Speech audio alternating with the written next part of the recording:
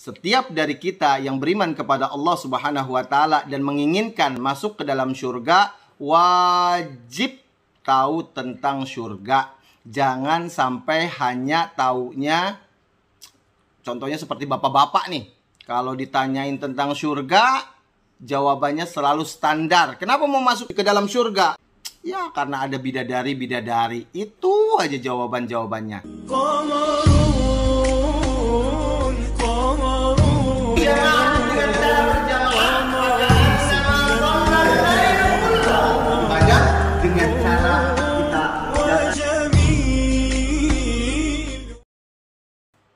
Assalamualaikum warahmatullahi wabarakatuh. Alhamdulillah, wassalatu wassalamu ala rasulillah wa ala alihi wa sahbihi wa mawala, amma ba'du. Apa kabar semuanya jamaah? Saya berdoa mudah-mudahan semuanya dalam kondisi sehat walafiat dan berada dalam bimbingan Allah Subhanahu wa Ta'ala. Amin ya rabbal alamin. Berjumpa lagi kita dalam kajian ini, membahas hadis-hadis Rasulullah Sallallahu Alaihi Wasallam dan mengkaji ayat-ayat Allah Subhanahu Wa Taala. Ini adalah bagian yang ketiga dari pembahasan kita mengenai ada apa dengan surga Allah, bagaimana surga itu. Setiap dari kita yang beriman kepada Allah Subhanahu Wa Taala dan menginginkan masuk ke dalam surga, wajib tahu tentang surga. Jangan sampai hanya taunya, contohnya seperti bapak-bapak nih, kalau ditanyain tentang surga, jawabannya selalu standar. Kenapa mau masuk ke dalam surga? Ya karena ada bidadari-bidadari. Itu aja jawaban-jawabannya. Maka dari itu kita mau tingkatkan pengetahuan kita mengenai tentang surga Allah Subhanahu wa Ta'ala yang nikmatnya itu tak terbatas. Subhanallah. Baik, kita awali kajian kita ini dengan bersama-sama mengucapkan al-basmalah. Bismillahirrahmanirrahim. Mudah-mudahan apa yang kita kaji pada hari ini menjadi ilmu yang bermanfaat. Amin ya rabbal alamin. Baik, judulnya adalah ada apa dengan surga Allah Subhanahu wa Ta'ala. Ini adalah merupakan satu kajian dan renungan. Kemarin kita sudah kaji di bagian yang pertama adalah ternyata nikmat Allah luar biasa hebat. Bahkan Allah Subhanahu wa Ta'ala memiliki rahmat yang jumlahnya ada 100. Baru diturunkan, baru hanya 1 saja. Baru 1 saja. Dan yang dari 1 itu dibagikan kepada seluruh makhluk-makhluk Allah. Di antaranya adalah jin, manusia, binatang, dan semuanya. Subhanallah. 1 dibagikan untuk semuanya sudah seperti ini. Lalu sisanya kemana yang 99?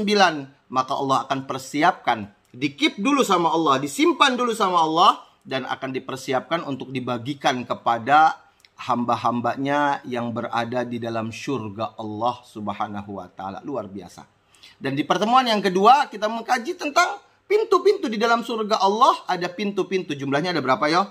Ayo, ada berapa? Ada 8. Oke, ada 8 pintu surga. Dan ini adalah merupakan sebuah harapan, kira-kira kita bisa nggak masuk ke dalam surga Allah? Ternyata Allah memberikan kita harapan yang besar.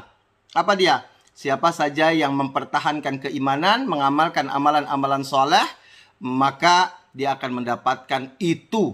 Masya Allah. Jadi amalkan amalan-amalan yang sudah kita kaji di pertemuan yang sebelumnya. Subhanallah. Nah, bagi jamaah yang belum melihat bagian yang pertama, bagian yang kedua, silakan dilihat di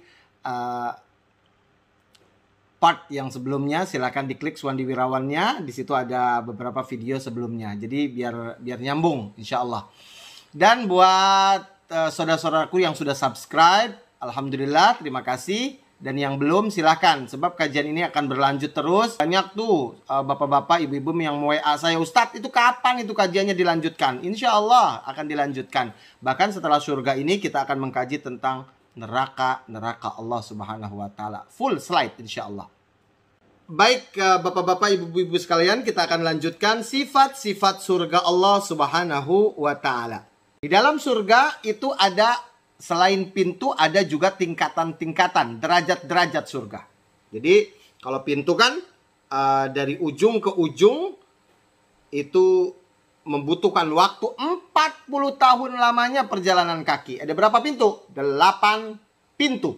Subhanallah, ada 8 pintu. Sedangkan derajat-derajat surga adalah dari atas ke bawah tuh kan derajat-derajat. Nah, sekarang pertanyaannya, ada berapa derajat-derajat surga Allah Subhanahu wa taala? Ayo Bapak-bapak. Wah, masa ya cuman bidadari-bidadari doang? Ayo, kita pengen tahu nih, di dalam surga ada derajat-derajatnya. Nah, berapa derajat-derajatnya? Kita langsung jawab saja. Ada 100 tingkatan atau derajat surga Allah Subhanahu wa taala. Sekarang pertanyaannya, antara derajat satu dengan derajat yang kedua itu bagaimana? Masya Allah. Baik. Sebelumnya kita akan bacakan dulu informasinya berasal dari Rasulullah SAW. Sebagaimana sabdanya, Inna fil jannati mi'ata darajah. Sesungguhnya di dalam surga itu ada 100 tingkatan. A'addahallahu lil mujahidina fi sabilih. Allah Subhanahu wa taala sudah mempersiapkan surga itu buat hamba-hambanya yang bersungguh-sungguh menggapai ridhonya. Bersungguh-sungguh untuk mendapatkan rahmatnya. Ya, bersungguh-sungguh dalam keimanannya, bersungguh-sungguh juga dalam amalan-amalan solehnya. Jadi insya Allah kita dapatkan ya. Paling enggak kita berusaha terus untuk bersemangat mendapatkan surga Allah Subhanahu wa taala ini. Yuk. Kullu darajataini ma bainahuma kama bainas samai wal ardi. Antara tingkatan yang satu dengan tingkatan yang kedua itu jaraknya bainas samai wal ard, yaitu antara langit dan bumi. Masya Allah, udah ada 100 jumlahnya antara langit dan bumi, jaraknya antara langit dan bumi. Subhanallah, seberapa besar itu, luar biasa. Coba ada cek dari langit, dari bumi ke langit itu bermil-mil jumlah jaraknya. Subhanallah. Ya, itu baru satu tingkatan saja, antara satu tingkatan dengan tingkatan yang lain. Subhanallah. Nah, sekarang pertanyaannya, mau masuk surga di tingkatan yang keberapa?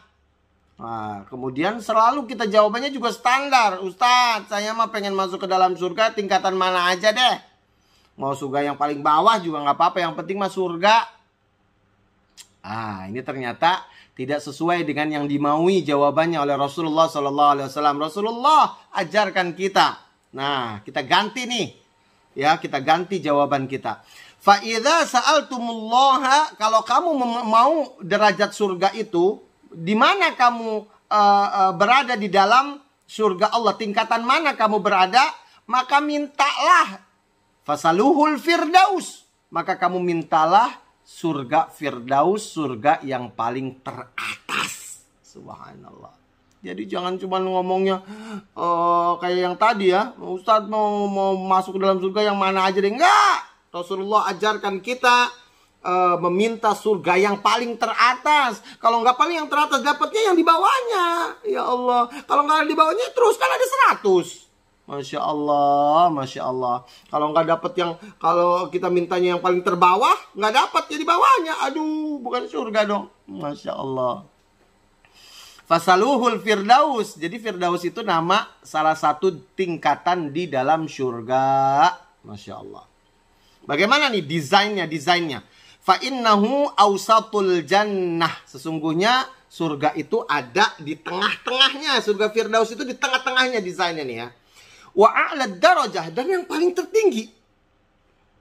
Wa fawqahu arsyur rahman wa minhu tafajjuru anharul jannah. Tafajjaru anharul jannah. Dan di atas surga firdaus itu ada arsy-nya Allah.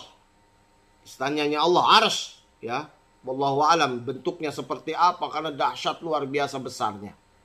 Ya.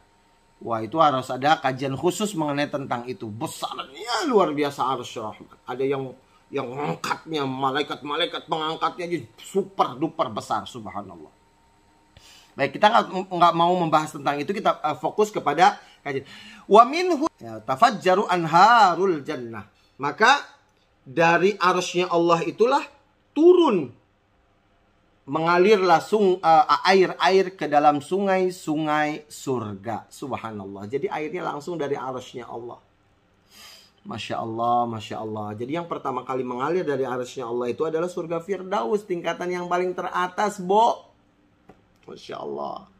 Tiba-tiba ditanyain, yang mana aja deh Ustadz? Minta yang paling teratas, yang paling nikmat. Kenapa? Karena di derajat yang paling teratas ini dikumpulkanlah para nabi dan rasul, dikumpulkanlah para syuhada, para mujahidin, dan dikumpulkanlah bersama orang-orang yang saleh. Wassalihin. Masya Allah. Nggak mau kita berada di dalam tingkatan bersama Rasulullah, maka minta yang paling teratas, surga Firdaus. Subhanallah. Nah, sekarang pertanyaannya adalah bagaimana kita bisa mendapatkan derajat surga? Paling tidak kita tahulah amalannya, ya. Amalkan ini, subhanallah. Dan amalannya nggak terlalu berat-berat banget. Tapi kalau kita nggak tahu amalannya bahwa itu adalah mendapatkan derajatnya surga Allah, maka kita nggak terlalu termotivasi. Makanya setelah tahu kita jadi termotivasi, subhanallah. Apa itu? Nih dia, amalan agar meraih derajat di surga, subhanallah. Nih saya kasih gambarnya tuh lagi ngapain orang, ya. Idza sami'tumul muadzin.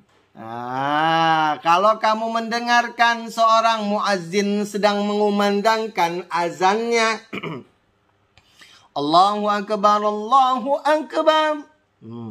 Faqulu mithla ma yaqul. Maka kamu sebutkan apa yang mirip seperti yang disebutkan oleh muazzin itu.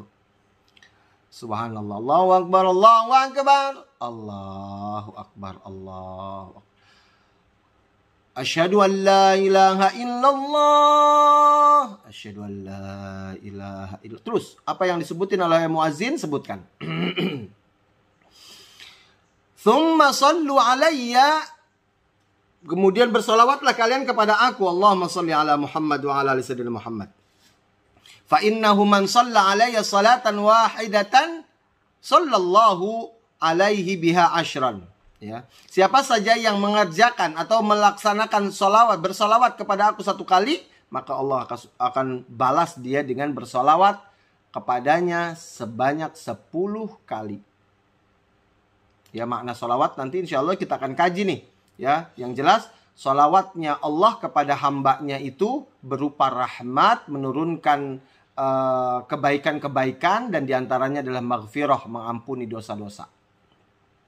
Nah, kemudian setelah kita mendengarkan azan, apa dia amalannya tuh? Setelah kita mendengarkan azan, kita jawab apa yang disebutkan oleh muazzin, kita kemudian bersolawat, kemudian kita baca doa. Thumma salullaha liyal wasilah fa innaha manzilatun fil jannah la tambaghi illa li abdin min ibadillah wa ana arju an akuna huwa. Masya Allah. Jadi kalian berdoalah, meminta supaya mendapatkan kedudukan yang tinggi. Ini caranya dirangkum oleh Rasulullah di dalam doa setelah azan. Ya, doa setelah azan, setelah ini insya Allah. Jadi kita meminta kepada Allah Subhanahu wa Ta'ala untuk memberikan kedudukan yang telah dijanjikan Allah kepada Nabi Muhammad. Nah, karena Nabi Muhammad berharap nanti di akhirat ada satu orang, fa innahu manzilatun la fil jannah la tambaghi illa li abdin min ibadillah. Tidak ada derajat yang paling tertinggi rankingannya di hadapan Allah hanya untuk satu hamba aja dari hamba-hamba Allah. Wa ana arju, aku berharap supaya akulah orang itu. Maksudnya apa nih? Maksudnya Allah Subhanahu wa Ta'ala memberikan derajat yang Allah sudah janjikan kepada beliau. Dan beliau nanti dengan kedudukan itu akan menolong atau memberikan syafaat kepada umatnya. Subhanallah.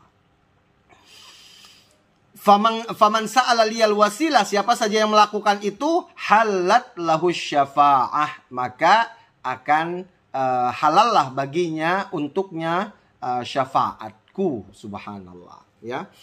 Subhanallah. Jadi kita membaca doa dalam kondisi setelah azan itu kita amalkan. Bagi bapak-bapak, saudara-saudaraku sekalian, atau ibu-ibu, doa azan itu bukan hanya khusus buat ibu-ibu. Jadi semuanya harus hafal. Ustadz, saya nggak hafal, gimana caranya? Klik di Google, doa setelah azan. Masya Allah ya, doa setelah azan. Ini saya aja dapetin dari Google. Nih, saya lihat nih. Ini adalah doa yang doa azan yang diriwayatkan oleh Imam Bukhari dan para imam-imam perawi hadis yang lainnya. Doanya singkat. Allahumma rabba hadhihi da'wati tammah. Ya Allah yang memiliki suara azan ini, ya, yang mensyariatkan suara azan ini untuk dikumandangkan. Wassalatil qa'imah, dan yang telah mensyariatkan salat yang akan didirikan nanti. Ati Muhammadanil wasilata wal fadilah. Maka berikanlah kepada Muhammad kedudukan yang tinggi dan kemuliaan kepada Nabi Muhammad, karena Nabi Muhammad kan dijanjiin kemuliaan dan kedudukan yang tinggi. Maka kita meminta kepada Allah untuk memastikan Nabi Muhammad mendapatkan itu, ya. Karena ketika Nabi Muhammad mendapatkan itu, maka siap-siap nanti kita akan terbantu dan terbagi-bagi syafaat untuk kita, subhanallah. Wa ba'athu maqaman mahmudan alladhi wa'adta, ya. Maka limpahkanlah kepadanya tempat yang terpuji, lagi-lagi terpuji. Kalau ngomongin tentang maqaman mahmuda, ini bicaranya panjang sekali, ya. Karena Nabi Muhammad itu memiliki kedudukan yang tinggi dibandingkan dengan nabi-nabi yang lain, yang bisa memberikan syafaat, bukan hanya sekedar syafaat kepada umatnya saja, tapi syafaat kepada seluruh umat manusia. Kenapa ya? Karena ceritanya panjang tuh, di dalam hadis yang panjang. Nanti ketika kita dikumpulkan di hari kiamat, Masya Allah, Nabi Adam dipintai syafaatnya. Nabi Adam kemudian merasa uzur, ya, merasa dia tidak pantas memberikan syafaat karena dia pernah berbuat kesalahan, ya, sehingga diturunkanlah dia ke dalam bumi dari surga. Kemudian kepada nabi ini lagi, nabi itu, nabi semuanya uzur. Akhirnya kepada Nabi Muhammad, Nabi Muhammad kemudian ya berkedudukan, diberikan kedudukan yang tinggi. Jadi ketika kita meminta kepada Allah Subhanahu wa taala, kepada Nabi Muhammad, bukannya Nabi Muhammad butuh didoain, bukan. Sesungguhnya doa itu adalah kembali kepada kita, ya, untuk umatnya, ya, untuk umatnya. Bahkan di dalam ini kan doa yang singkat. Di dalam riwayat yang lain malah disebutkan, ya, Allahumma rabba hadhihi da'wati tammah wassalatil qa'imah. Ya, ini dia lebih panjang nih. Ati sayyidina Muhammadanil wasilata wal fadilah. Ya, sama tadi artinya, ya. Wasyarafa. Wasyarafa. Waddarajatal aliyah. Tuh, lihat tuh. Wasyarafa. Kemuliaan. Kehormatan. Waddarajatal aliyah. Dan derajat yang tinggi. Ar-rafi'ah. Yang sangat dimuliakan sama Allah Subhanahu wa ta'ala. Yang tinggi dan ditinggikan. Wa ba'athul maqam mahmudan alladhi wa'atta. Ada tambahannya. Ya Allah, engkau telah janjikan, kama wa'atta, engkau telah janjikan kepada Nabi Muhammad untuk diberikan kedudukan yang tinggi. Maka berikan ya Allah, karena kami memiliki harapan kalau Nabi Muhammad dikasih kedudukan yang tinggi, maka yang diprioritaskan siapa ya? Kan tadi udah dibilangin, ya, syafaat itu diberikan kepada seluruh umat manusia. Tapi yang diprioritaskan siapa duluan? Ya tentunya umatnya Nabi Muhammad SAW. Mudah-mudahan kita mendapatkan itu, ya. Baik, kita lanjutkan. Amalan-amalan yang dapat memberikan atau mendapatkan derajat di dalam surga. Jadi kita bidik nih, amalan apa? Yang pertama tadi apa tuh? Azan, ya. Kemudian yang kedua, nih kalau udah ngomongin tentang kayak begini, biasanya berhubungan dengan harta nih, ya. Bagi orang kaya yang memiliki harta berlimpah, bagi ibu-ibu, bapak-bapak yang memiliki banyak harta, ini dia amalannya, ya. Ini amalannya, subhanallah, ya. Tapi bukan hanya orang kaya aja sih, ya. Jadi bisa juga kita amalkan ini. Qala Rasulullah sallallahu alaihi wasallam, ana wa kafilul yatimi fil jannah hakadha. Sesungguhnya aku nanti dengan orang yang suka menyantuni anak yatim, yang ngurusin anak yatim, nanti di dalam surga aku seperti ini. Masya Allah, seperti ini. Ya. Kemudian Rasulullah sambil mengucapkan ini, wa asyara bis sababa wal wusta wa farraja bainahuma syai'an. Ya, kemudian dia melakukan ini dan memisahkan antara jari yang satu dengan jari yang keduanya. Ya Allah, deket banget nanti di surga. Maksudnya apa?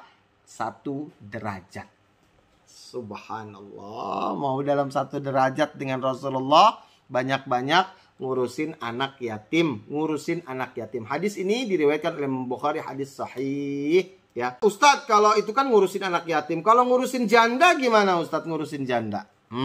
Kalau udah ngomongin tentang janda nih sensitif nih. Ustadz, ngurusin janda boleh dong ngurusin janda? Ya boleh, Masya Allah. Ya jandanya yang mana dulu nih jandanya? Ya, kalau jandanya kayak begini baru boleh nih, Masya Allah. Janda yang kayak begini, bukannya janda-janda yang ya di bawahnya lah usianya, Masya Allah. Saya nggak ngomongin tentang itu ya, sensitif. Baik, ini dia hadisnya. Tuh, bayangin nih, kalau seandainya kita punya amalan ini luar biasa hebat nih. As-sa'i 'alal armilah wal masakin kal mujahid fi sabilillah. Orang yang selalu berusaha dan dia mengamalkan amalan itu, yaitu apa dia? Mengurus, memberikan makanan, ya, menyantuni para janda-janda, wal masakin, dan menyantuni orang-orang yang miskin. Kal mujahid fi sabilillah, mirip seperti sedang berjihad fi sabilillah. Apalagi bukan jihad fi sabilillah. Jihad fi sabilillah itu amalan yang paling tertinggi loh, subhanallah. Karena nyawa taruhannya. Wa kalladzi yasumun nahar, mirip seperti dia sedang berpuasa ya di waktu siangnya. Wa yaqumul lail, dan mirip seperti dia sedang sholat di waktu malamnya. Subhanallah, ngurusin janda-janda. Ya, hadisnya sahih diriwayatkan Imam Muslim. Ada pertanyaan, Ustadz, kalau ngurusin janda muda gimana? Wallahu a'lamu bissawab, jawab sendiri-sendiri. Saya hanya memperlihatkan janda-janda yang tua aja ya. Ngeri, sensitif bro. Baik. Tapi sebagai catatannya adalah, jadikan wahai orang-orang yang memiliki harta, jadikan dengan hartamu kendaraan masuk ke dalam surga Allah. Kesempatannya lebih luar biasa, banyak ini orang yang punya harta. Sebab kenapa? Kan kita sudah sebutin. Ada satu pintu itu punya nama-nama. Ada satu pintunya namanya Babus Shadaqah. Khusus buat orang kaya tuh. Ya, buat orang kaya tuh. Orang yang bisa punya harta bersedekah. Tapi bukan berarti yang miskin pun tidak bersedekah. Kata Rasulullah SAW, walau kana bitamarah, walaupun dengan sebutir kurma saja, maka banyak-banyaklah bersedekah. Subhanallah, kita bidik pintu yang bernama dengan pintu sedekah itu. Apalagi orang yang kaya. Orang yang kaya menjadikan hartanya kendaraan menuju surga. Subhanallah, ya, lebih mudah, dimudahkan sama Allah Subhanahu wa taala. Nih, subhanallah, amalan ya, yang pertama tadi apa? Azan. Azan itu bersalawat kepada Rasulullah, menjawab azan, kemudian berdoa azan. Yang kedua, mengurus anak-anak yatim. Mengurus apa? Anak yatim, Pak, jangan jandanya duluan. Anak yatim. Ya, Masya Allah. Kemudian boleh mengurus janda-janda yang tua-tua, yang membutuhkan kafalah, yang membutuhkan bantuan dari kita. Kemudian yang ini nih, subhanallah. Amalan agar meraih derajat di surga, investasinya investasi anak, Pak. Ya, investasi anak supaya apa? Nanti dapat surprise dari anak-anakmu, ya, anak-anakmu, ya. Inna fil jannati innallaha azza wa jalla la yarfa'u darajah. Kalimatnya darajah. Allah Subhanahu wa taala nanti di akhirat, di dalam kehidupan akhirat akan mengangkat satu hamba Allah ke derajat lagi, derajat yang lain lagi, derajat yang tinggi lagi. Lil abdi saleh, untuk hambanya yang saleh, fil jannah, di dalam surga. Dia akan dinaikin lagi. Subhanallah. Sampai si orang tua itu bingung, kok dinaikin lagi, dinaikin lagi sampai dia bertanya-tanya, "Ya Rabb, anna li hadhih?" Wahai Rabb, kenapa aku dinaikin lagi? Ada apa wahai Allah sehingga aku terus-terusan dinaikin seperti ini? Kemudian perhatikan jawabannya. Bistighfari waladika laka. Ini lantaran anak-anakmu ya yang tidak berhenti untuk mendoakan untukmu supaya engkau diampuni sama Allah. Ya, Masya Allah, makanya benar tuh. Orang yang meninggal dunia, dia tidak akan tersambung wali dengan 3. Pahalanya terus mengalir, nggak berhenti-berhenti. Yang pertama, ilmu yang bermanfaat atau sedekah jariyah. Kemudian ilmu yang bermanfaat. Kemudian yang terakhir, anak yang mendoakan kedua orang tuanya. Jadi terus-terusan sampai orang tuanya udah meninggal dunia dapat surprise. Ya, dapat surprise. Surprise-nya apa? Surprise-nya diangkat terus derajatnya sama Allah. Makanya gimana caranya supaya anak-anak kita bisa mendoakan kita?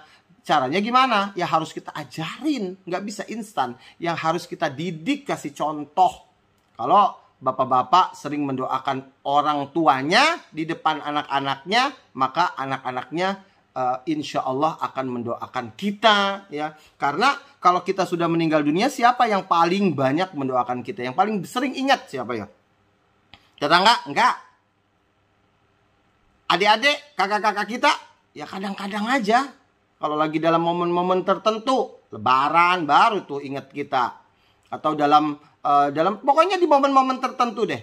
Tapi kalau anak selalu ingat kita pada saat dia sedang makan, ingat kita, sedang beli pakaian, ingat kita, sedang habis sholat, ingat kita.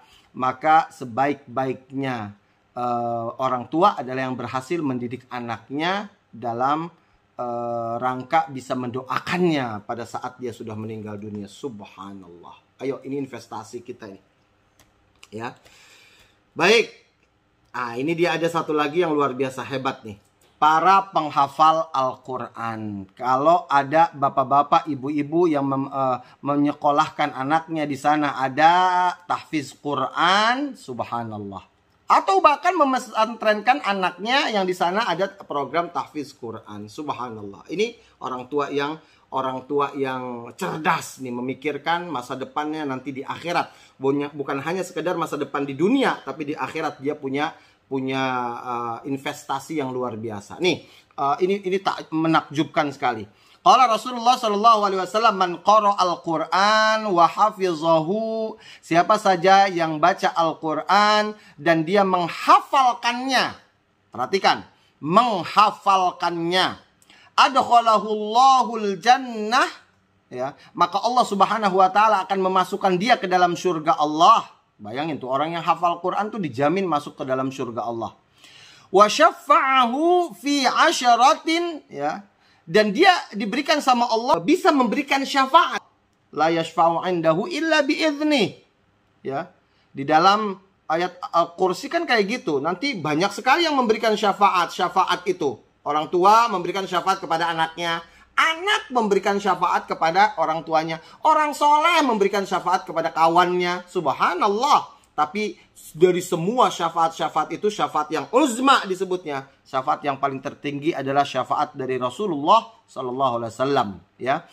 Nah, wa syafa'u fi asyaratin, orang yang penghafal Al-Qur'an, dia bisa mensyafaati 10 orang, 10 orang. Min ahli baitihi, 10 dari anggota keluarganya. Kulluhum qad istaujabu annar, yang mana yang 10 itu sudah divonis atau sudah seharusnya masuk ke dalam nerakanya Allah. Tapi gara-gara ada keluarganya yang hafal Al-Quran, maka dia diberikan syafaat 10 orang. Subhanallah. Masa dari yang 10 itu orang tuanya nggak kebawa. Maka dari itu investasi seorang penghafal Al-Quran, seorang orang tua yang memiliki anak penghafal Al-Quran luar biasa hebat. Makanya bapak-bapak, ibu-ibu, kalau ada punya keponakan ya, yang pesantren, sanguin. Sering-sering berbuat baik sama dia. Kirimin makanan, kirimin support, apalah. Pokoknya yang membuat dia bahagia. Masya Allah. Kita support. Dari sisi materi, dari sisi kasih semangat. Subhanallah. Karena bisa jadi ini dalam hadis Rasulullah ini, bisa jadi keponakan kita itu yang hafal Al-Quran, yang akan memberikan syafaat kepada kita. Subhanallah, subhanallah. Makanya jangan pelit-pelit. Kalau punya keponakan pesantren, bilang, saya mau mengirim sesuatu buat keponakan saya yang lagi pesantren. Subhanallah, subhanallah, subhanallah. Dan orang-orang yang pesantren itu kan lagi tolibul ilmi. Orang yang jadi santri itu, orang yang menuntut ilmu itu, doanya luar biasa mustajab ya. Makanya banyak-banyaklah minta doa minta didoain sama keponakan-keponakan kita atau anak kita yang sedang pesantren. Tapi bukan hanya sekadar minta doanya. Ya, kirimin juga dong. Kirimin sesuatu makanan. Mereka tuh paling senang dikirimin makanan. Subhanallah ya. Baik, itu saja yang bisa kita kaji mengenai tentang derajat-derajat surga Allah Subhanahu wa taala. Nanti kita akan lanjutkan pada pertemuan yang selanjutnya mengenai tentang badan kita ini sebesar apa nanti ketika masuk ke dalam surga Allah. Tetap semangat dan jangan lupa komentar. Siapa saja yang mau bertanya silahkan isi di kolom komentar. Saya nanti akan jawab di pertemuan yang berikutnya. Dan bagi siapa saja yang belum subscribe, silakan subscribe lah. Jadi nanti insya Allah akan diinformasikan kajian-kajian yang berikutnya. Dan klik like. Ya. Baik, itu saja. Kita tutup dengan kafaratul majlis. Subhanakallahumma wa bihamdika asyhadu an la ilaha illa anta astaghfiruka wa atubu ilaik. Wa sallallahu ala sayyidina Muhammadin wa ala alihi washabbihi wasallam walhamdulillahi rabbil alamin. Wassalamualaikum warahmatullahi wabarakatuh. Take care and sehat selalu. Amin.